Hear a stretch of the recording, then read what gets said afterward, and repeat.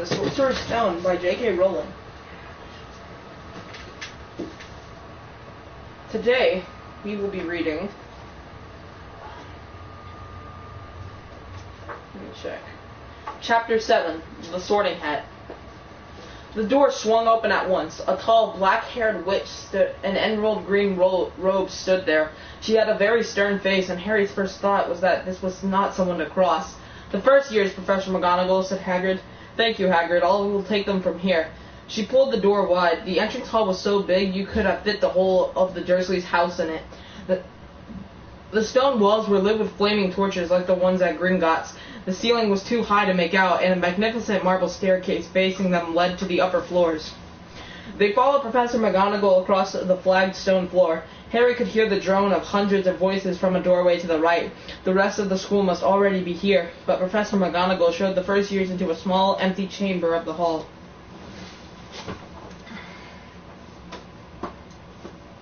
They crowded in, standing rather closer together than they would have usually have done, peering about nervously. "Welcome to Hogwarts," said Professor McGonagall. "The start of term banquet will begin shortly, but before you take your seats in the Great Hall, you will be sorted into your houses. The sorting is a very important ceremony because, while you are here, your house will be something like your family within Hogwarts. You will have classes with the rest of your house, sleep in your house dormitory, and spend free time in your house common room. The four houses are called Gryffindor, Hufflepuff, Ravenclaw, and Slytherin. Each house has its own noble history, and each has produced outstanding witches and wizards. While you are at Hogwarts, your triumphs will earn you house points, while any rule-breaking will lose house points. At the end of the year, the house with the most points is awarded the House Cup, a great honor. I hope each of you will be a credit to whichever house becomes yours. The sorting ceremony will take place in a few minutes in front of the rest of the school. I suggest you all smarten yourselves up as much as you can while you are waiting." Her eyes lingered for a moment on Neville's cloak, which was fastened under his left ear, and on Ron's smudged nose. Harry nervously tried to flatten his hair. "I shall return when we are ready for you," said Professor McGonagall. "Please wait quietly." She left the chamber, and Harry swallowed. "How exactly do they sort us into houses?" he asked Ron. "Some sort of test, I think. Fred had said it hurts a lot, but I think he was joking." Harry's heart gave a horrible jolt. A test? In front of the whole school? But he didn't know any magic yet. What on earth would he have to do? He hadn't expected something like this the moment they arrived. He looked around anxiously and saw that everyone else looked terrified too. No one was talking much except Hermione Granger, who was whispering very fast about all the spells she'd learned and wondering when she'd need one. Harry tried hard not to listen to her. He'd been more nervous never, not even when he'd had to take a school report home to the Dursleys saying that he'd somehow turned his teacher's wig blue. He kept his eyes fixed on the door. And give me a second, my dad's texting me.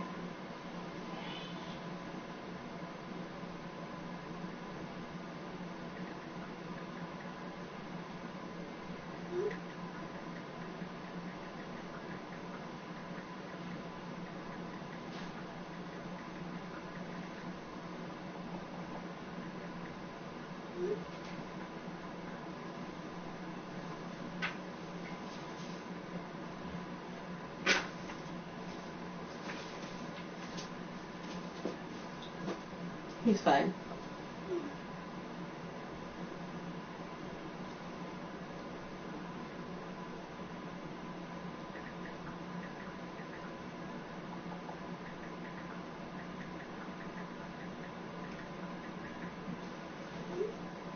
Alright, here we go. He kept his eyes fixed on the door. Any second now, Professor McGonagall would come back and lead him to his doom. Then something happened that made him jump about a foot in the air. Several people behind him screamed. "What the?" He gasped. So did the people around him. About 20 ghosts had just streamed through the back wall. Pearly white and slightly transparent, they glided across the room, talking to one another and hardly glancing at the first years. They seemed to be arguing. What looked like a fat little monk was saying, "Forgive and forget, I say. We ought to give him a second chance. My dear Friar, haven't we given Peeves all the chances he deserves? He gives us all a bad name, and he's not really even a ghost. I say, what are you all doing here?" A ghost wearing a ruff and tights had suddenly noticed the first years. Nobody answered. Nobody answered.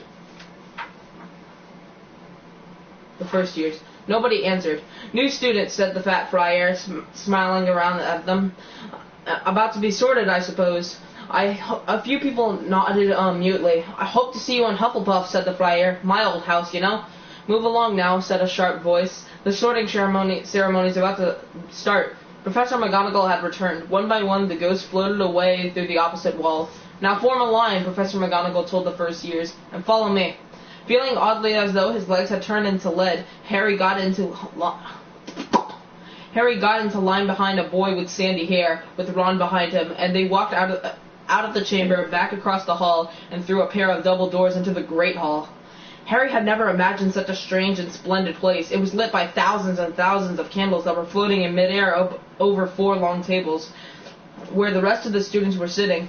These tables were laid with glittering golden plates and goblets. At the top of the hall was another long table where the teachers were sitting. Professor McGonagall led the first years up here, so that they came to a halt in a line facing the other students, with the teachers behind them. The hundreds of faces staring at them looked like pale lanterns in the flickering candlelight.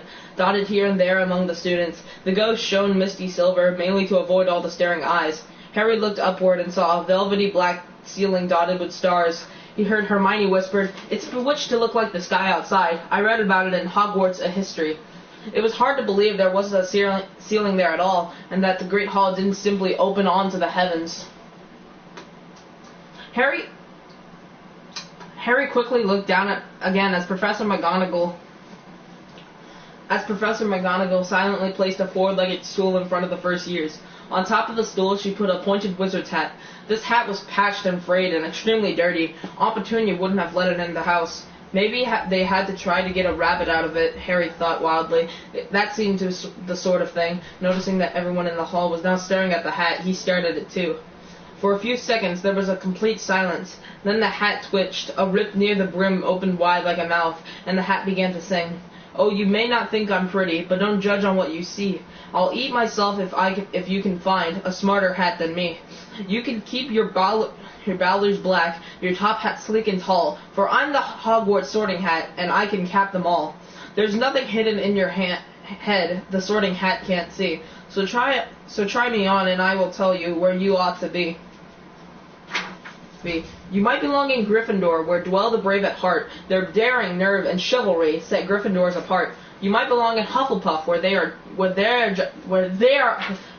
just and loyal. Those patient Hufflepuffs are true and unafraid of toil. Or yet in wise old Ravenclaw, if you've a ready mind, where those of wit and learning will always find their kind. Or perhaps in Slytherin you'll make your real friends. Those cunning folks use any means to achieve their ends. So put me on, don't be afraid, and don't get in a flap. You're in safe hands, though I have none, for I'm a thinking cat." The whole hall burst into applause as the hat finished its song. It bowed to each of the 4 tables and then became quite still again. "So we've just got to try on the hat," Ron whispered to Harry. "I'll kill Fred. He was going on about wrestling a troll." Harry smiled weakly. Yes, trying on the hat was a lot better than having to do a spell, but he did wish they could have tried it on without everyone watching. The hat seemed to be asking rather a lot. Harry didn't feel brave or quick-witted or any of it at the moment. If only the hat had mentioned a house for people who felt a bit queasy, that would have been the one for him. Professor McGonagall now stepped forward, holding a long roll of parchment. "When I call your name, you will put on the hat and sit on the stool to be sorted," she said. "Abbott, Hannah?" A pink-faced girl with blonde pigtails stumbled out of line, put on the hat which fell right down over her eyes, and sat down. A moment's pause. "Hufflepuff!" shouted the hat. The table on the right cheered and clapped as Hannah went to sit down at the Hufflepuff table. Aw, Rue? Man.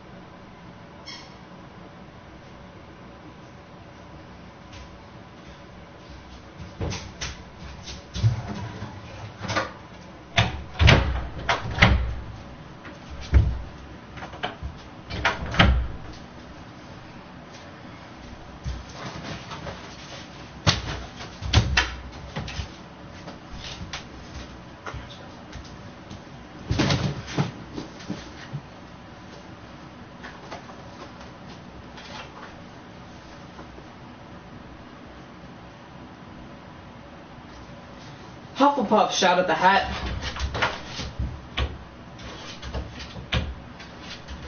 The table on the right cheered and clapped as Hannah went to sit down at the Hufflepuff table. Harry saw the ghost of the fat friar waving merrily at her. Bon Susan, Hufflepuff, shouted the hat again, and Susan scuttled off to sit next to Hannah. Boot Harry, Ravenclaw. The table second from the left clapped this time. Several Ravenclaws stood up to shake hands with Harry as he joined him. Brocklehurst Mandy went to Ravenclaw too, but Brown Lavender became the first new Gryffindor. And the table on the far left exploded with cheers. Harry could see Ron's twin brothers catcalling. Bulstrode Millicent then became a Slytherin. Perhaps it was Harry's imagination. After all, he'd heard a lot about Slytherin, but he thought they looked like an unpleasant lot. He was starting to feel definitely sick now. He remembered being picked for teams during gym at his own school. He had always been last to be chosen, not because he was no good, but because no one wanted Dudley to think they liked him. Finch Fletchy Justin, Hufflepuff. Sometimes Harry noticed the hat shouted out the house at once, but at others it took a little while to decide. Finnegan, Seamus. The sandy-haired boy next to Harry in the line sat on the stool for almost a whole minute before the hat declared him a Gryffindor. Granger, Hermione. Hermione almost ran to the stool and jammed the hat eagerly on her head. Gryffindor, shouted the hat. Ron groaned. A horrible thought struck Harry, as horrible thoughts always do when you're very nervous. What if he wasn't chosen at all? What if he just sat there with the hat over his eyes for ages until Professor McGonagall jerked it off his head and said there had obviously been a mistake and he'd better get back on the train? When Neville Longbottom, the boy who kept losing his toad, was called, he fell over on his way to the stool. The hat took a long time to decide with Neville. When it finally shouted Gryffindor, Neville ran off still wearing it and had to jog back amid gales of laughter to give it to MacDougall Morag. Malfoy swagged forward when his name was called and got his wish at once. That the hat had barely touched his head when it screamed, Slytherin! Malfoy went to join his friends Crabbe and Goyle, looking pleased with himself. There weren't many people left now. Moon, Knott, Parkinson, then a pair of twin girls, Patil, then Perks, Sally Ann, and then at last, Potter Harry! As Harry stepped forward, whispers suddenly broke out like little hissing fires all over the hall. Potter, did she say? The Harry Potter? The last thing Harry saw before the hat dropped over his eyes was the hat full of people craning to get a good look at him. Next second, he was looking at the black inside of the hat. He waited. Said the small voice in his ear. Difficult, very difficult. Plenty of courage, I see. Not a bad mind, either. There's talent. Oh my goodness, yes. And a nice thirst to prove yourself. Now that's interesting. So where should I put you? Harry gripped the edges of the stool and thought, not Slytherin. Not Slytherin. Not Slytherin, eh? Said the small voice. Are you sure? You could be great, you know. It's all here in your head, and Slytherin will help you on the way to greatness. No doubt about it. No? Well, if you're sure, better be Gryffindor! Harry heard the hat shout the last word out to the whole hall. He took off the hat and walked shakily toward the Gryffindor table. He was so relieved to have been chosen and not put in Slytherin, he hardly noticed that he was giving the loudest cheer yet. Percy the prefect got up and shook his hand vigorously, while the Weasley twins yelled, "We got Potter! We got Potter!" Harry sat down opposite the ghost in the rough he'd seen earlier. The ghost patted his arm, and giving Harry the sudden, horrible feeling that he'd just been plunged into a bucket of ice-cold water. He could see the high table. He could see the high table properly now. At the end nearest him sat Hagrid, who caught his eye and gave him the thumbs up. Harry grinned back, and there, in the center of the high table, in the large gold chair, sat Albus Dumbledore. Harry recognized him at once from the cart he'd gotten out of the Chocolate Frog on the train. Dumbledore's silver hair was the only thing in the whole hall that shone as brightly as the ghost's. Harry spotted Professor Quirrell, too, the nervous young man from the Leaky Cauldron. He was looking very peculiar in a large purple turban. Let's take a sip of this drink. Stay hydrated, guys. And girls. And now there were only 3 people left to be sorted. Thomas Dean, a black boy even taller than Ron, joined Harry at the Gryffindor table. Turpin Lisa became a Ravenclaw, and then it was Ron's turn. He was pale green by now. Harry crossed his fingers under the table, and a second later the hat had shouted, "Gryffindor!" Harry clapped loudly with the rest of with the rest as Ron collapsed into his chair next to him. "Well done, Ron. Excellent," said Percy Weasley pompously across Harry as Zabini Blaze was made a Slytherin. Professor McGonagall rolled up her scroll and took the sorting hat away. Harry looked down at his empty gold plate. He had only just realized how hungry he was. The pumpkin pasty seemed ages ago. Albus Dumbledore had gotten to his feet. He was beaming at the students, his arms opened wide, as if nothing could have pleased him more than to see them all there. "Welcome," he said. "Welcome to a new year at Hogwarts. Before we begin our banquet, I would like to say a few words. And here they are. Nitwit, Blubber, Oddment, and Tweak. Thank you." He sat back down. Everybody clapped and cheered. Harry didn't know whether to laugh or not. "Is he a bit mad?" he asked Percy uncertainly. "Mad," said Percy airily. "He's a genius, best wizard in the world. But he is a bit mad, yes. Potatoes, Harry?" Harry's mouth fell open. The dishes in front of him were now piled with food. He had never seen so many things he liked to eat on one table. Roast beef, roast chicken, pork chops and lamb chops, sausages, bacon and steak, boiled potatoes, roast potatoes, fries, Yorkshire pudding, peas, carrots, gravy, ketchup, and, for some strange reason, peppermint humbugs. The Dursleys had never exactly starved Harry, but he'd always been allowed to eat as much as he liked. He'd never been allowed to eat as much as he liked. Dudley had always taken anything that Harry really wanted, even if it made him sick. Harry piled his plate with a bit of everything except the peppermints and began to eat. It was all delicious. "That does look good," said the ghost in the rough sadly, watching Harry cut up a steak. "Can't you? I haven't eaten for nearly 400 years, said the ghost. "I don't need to, of course, but one does miss it. I don't think I've got to introduce myself. Sir Nicholas de Mincy Porpington, at your service, resident ghost of Gryffindor Tower." "I know who you are," said Ron suddenly. "My brothers told me about you. You're nearly Headless Nick." "I would prefer you to call me Sir Nicholas de Mimsy," the ghost began stiffly, but the sandy-haired Seamus Finnegan interrupted. "Nearly headless? How can you be nearly headless?" Sir Nicholas looked extremely miffed, as if their little chat wasn't going at all the way he wanted. "Like this," he said irritably. He seized the left ear and pulled. His whole head swung off his neck and fell onto his shoulder as if it was on a hinge. Someone had obviously tried to behead him, but not done it properly. Looking pleased as the sun looks on their faces, nearly Headless Nick flipped the head back onto his neck, coughed, and said, "So, new Gryffindors, I hope you're going to help us win the house championship this year.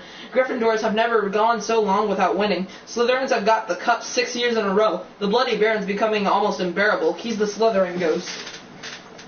Harry looked over at the Slytherin table and saw a horrible ghost sitting there with blank staring eyes, a gaunt face, and robes stained with silver blood. He was right next to Malfoy, who, Harry was pleased to see, didn't look too pleased with the seating arrangements. "How did he get covered in blood?" asked Seamus in great interest. "I've never asked," said nearly Headless Nick delicately. When everyone had eaten as much as they could, the remains of the food faded from the plates, leaving them sparkling clean as before. A moment later, the desserts appeared, blocks of ice cream in every flavor you could think of, apple pies, treacle tarts, chocolate eclairs, and jam donuts, trifle, strawberries, jello, rice pudding. As Harry helped himself to a treacle tart, the talk turned to their families. "I'm a half and a half," said Seamus. "My dad's a muggle. Mom didn't tell him. My dad's a muggle. Mom didn't tell him she was a witch till after they were married. Bit of a nasty shock for him." The others laughed. "What about you, Neville?" said Ron. "Well, my gran brought me up, and she's a witch," said Neville. "But the family thought I was all muggle for ages. My great-uncle Algie kept trying to catch me off my guard and force some magic out of me. He pushed me off the end of a Blackpool pier once. I nearly drowned, but nothing happened until I was 8. Great-uncle Algie came round for dinner, and he was hanging me out of the upstairs window by the ankles when my great-auntie offered him a meringue, and he accidentally let go. But I bounced all the way down the garden and into the road. They were all really pleased. Gran was crying. She was so happy, and you should have seen their faces when I got in here. They thought I might not be magic enough to come, you see. Great-uncle Algie was so pleased he bought me my toad." On Harry's other side, Percy Weasley and Hermione were talking about lessons. "I do hope they start right away. There's so much to learn. I'm particularly interested in transfiguration, you know. Turning something into something else, of course. It's... Who keeps texting me? I'm trying to record an audiobook."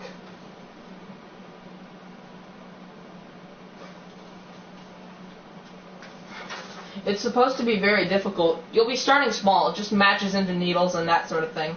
Harry, who was starting to feel warm and sleepy, looked up at the high table again. Hagrid was drinking deeply from his goblet. Professor McGonagall was talking to Professor Dumbledore. Professor Quirrell in his absurd turban was talking to a teacher with greasy black hair, a hooked nose, and sallow skin. It happened very suddenly. The hook-nosed teacher looked past Quirrell's turban straight into Harry's eyes, and a sharp, hot pain shot across the scar on Harry's forehead. "Ouch!" Harry clapped his hand to his head. "What is it?" asked Percy. Nothing." The pain had gone as quickly as it had come. Harder to shake off was the feeling Harry had gotten from the teacher's look, a feeling that he didn't like Harry at all. "Who's the teacher talking to Professor Quirrell?" he asked Percy. "Oh, you know Quirrell already, do you? No wonder he's looking so nervous. That's Professor Snape. He teaches potions, but he doesn't want to. Everyone knows he's after Quirrell's job, knows an awful lot about the dark arts, Snape." Harry watched Snape for a while, but Snape didn't look at him again. At last, the deserts too disappeared, and Professor Dumbledore got to his feet again. The hall fell silent. Just a few more words now that we are fed and watered. I have a few start-of-term notices to give you. First years should note that the forest on the grounds is forbidden to all pupils, and a few of our older students would do well to remember that as well." Dumbledore's twinkling eyes flashed in the direction of the Weasley twins. "I have also been asked by Mr. Filch, the caretaker, to remind you that no magic should be used between classes in the corridors. Quidditch trials will be held in the second week of the term. Anyone interested in playing for their house team should contact Madam Hooch. And finally, I must tell you that this year, the third-floor corridor on the right-hand side is out of bounds to everyone who does not wish to die a very painful death." Harry laughed, but he was the only one who did. "He's not serious," he muttered to Percy. "Must be," said Percy, frowning at Dumbledore. "It's odd, because he usually gives us a reason why we're not allowed to go somewhere. The forest is full of dangerous beasts. Everyone knows that. And I do think he might have told us prefects at least. And now, before we go to bed, let us sing the school song," cried Dumbledore. Harry noticed that the other teacher's smiles had become rather fixed. Dumbledore gave his wand a little flick as if he was trying to get a fly off the end, and a long golden ribbon flew out of it, which rose high above the tables and twisted itself, snake-like, into words. "Everyone pick their favorite tune," said Dumbledore, "and off we go." And the school bellowed. "Hogwarts, Hogwarts, hoggy-warty Hogwarts, teach us something, please. Whether we be old and bald, or young with scabby knees, our heads could do with filling with some interesting stuff, for now they're bare and full of air, dead flies and bits of fluff. So teach us things worth knowing, bring back what we forgot. Just do your best, we'll do the rest, and learn until our brains all rot." Everyone finished the song at different times. At last, only the Weasley twins were left singing along to a very slow funeral march. Dumbledore conducted their last few lines with his wand, and when they had finished, he was one of those who clapped loudest. "Ah, music," he said, wiping his eyes. "A magic beyond all we do here. And now, bedtime. Off you trot." The Gryffindor first years followed Percy through the chattering crowds, out of the great hall, and up the marble staircase. Harry's legs were like lead again, but only because he was so tired and full of food. He was too sleepy even to be surprised that the people in the portraits along the corridors whispered and pointed as they passed, or that twice Percy led them through doorways hidden behind sliding panels and hanging tapestries. They climbed more staircase, yawning and dragging their feet, and Harry was just wondering how much farther they had to go when they came to a sudden halt. A bundle of walking sticks was floating in midair ahead of them, and as Percy took a step toward them, they started throwing themselves at him. "Peeves," Percy whispered to the first years. "A poltergeist." He raised his voice. "Peeves, show yourself." A loud, rude sound, like the air being let out of a balloon, answered. "Do you want me to go to the Bloody Baron?" There was a pop, and a little man with wicked dark eyes and a wide mouth appeared, floating cross-legged in the air, clutching his walking sticks. "Ooh," he said, with an evil cackle. "Ickle firsties, what fun!" He swooped suddenly at them. They all ducked. "Go away, Peeves, or the Baron'll hear about this." "I mean it," barked Percy. Peeves stuck out his tongue and vanished, dropping the walking sticks on Neville's head. They heard him zooming away, rattling coats of armor as he passed. "You want to watch out for Peeves," said Percy as they set off again. "The Bloody Baron's the only one who can control him. He won't even listen to us prefects. Here we are." At the end of the corridor hung a portrait of a very fat woman in a pink silk dress. "Password," she said. "Caput Draconis," said Percy, and the portrait swung forward to reveal a round hole in the wall. They all scrambled through it. Neville needed a leg up and found themselves in the Gryffindor common room, a cozy round room full of squishy armchairs. Percy directed the girls through one door to their dormitory and the boys through another. At the top of a spiral staircase, they were obviously in one of the towers. They found their beds at last, 5 4-posters hung with deep red velvet curtains. Their trunks had already been brought up. Too tired to talk much, they pulled on their pajamas and fell into bed. Great food, isn't it? Ron muttered to Harry through the hangings. Get off, Scabbers! He's chewing my sheets! Harry was going to ask Ron if he'd had any of the treacle tart, but he fell asleep almost at once. Perhaps Harry had eaten a bit too much, because he had a very strange dream. He was wearing Professor Quirrell's turban, which kept talking to him, telling him he must transfer to Slytherin at once, because it was his destiny. Harry told the turban he didn't want to be in Slytherin. It got heavier and heavier. He tried to pull it off, but it tightened painfully, and there was Malfoy laughing at him as he struggled with it. Then Malfoy turned into the hook-nosed teacher, Snape, whose laugh became high and cold. There was a burst of green light, and Harry woke, sweating and shaking. He rolled over and fell asleep again, and when he woke the next day, he didn't remember the dream at all.